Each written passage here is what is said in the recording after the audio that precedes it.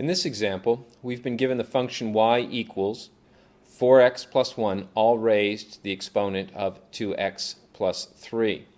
You will note that this is not an algebraic function. To be an algebraic function, the exponent must be constant, and the exponent in this case is 2x plus 3. Neither is it an exponential function. To be an exponential function, the base must be a constant, and the base in this case is a 4x plus 1. So we have to take a rather unique approach to find the derivative of this particular function.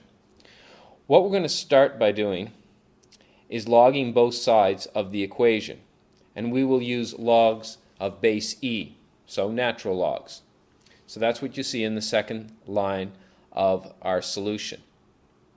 The next thing we've done is we've used one of our laws of logs so that we end up with our third line, which is the natural log of y equals 2x plus 3 all multiplied by the natural log of 4x plus 1.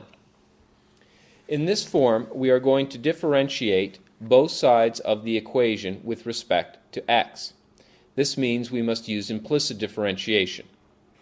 If I was taking the derivative of the natural log of x with respect to x, then its derivative would be 1 divided by x.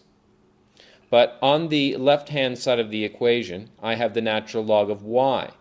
So when I take its derivative with respect to x, I end up getting 1 divided by y, y prime.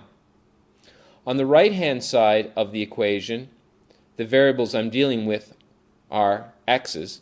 Therefore, differentiating them with respect to x should not be a huge difficulty.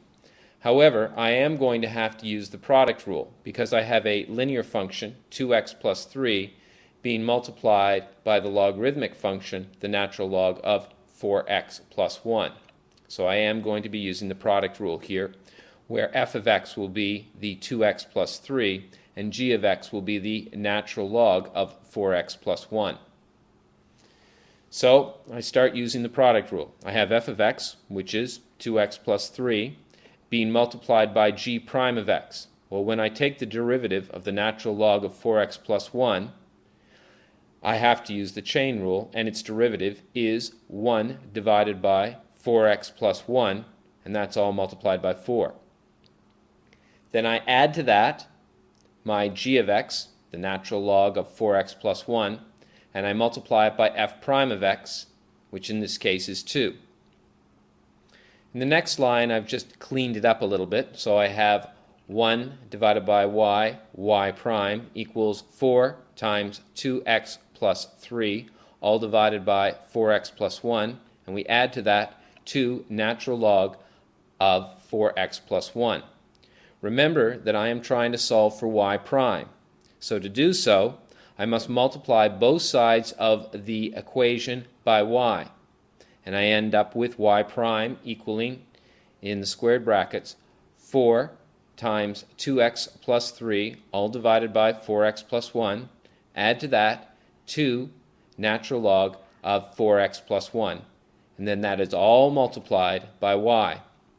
If you remember, y from our very first step, or the function that was provided, y is equal to 4x plus 1 raised to the 2x plus 3.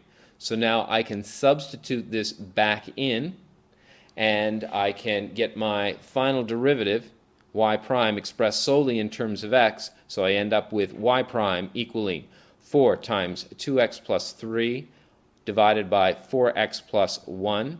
Add to that 2 natural log of 4x plus 1, and that whole thing is multiplied by 4x plus 1 raised to the 2x plus 3.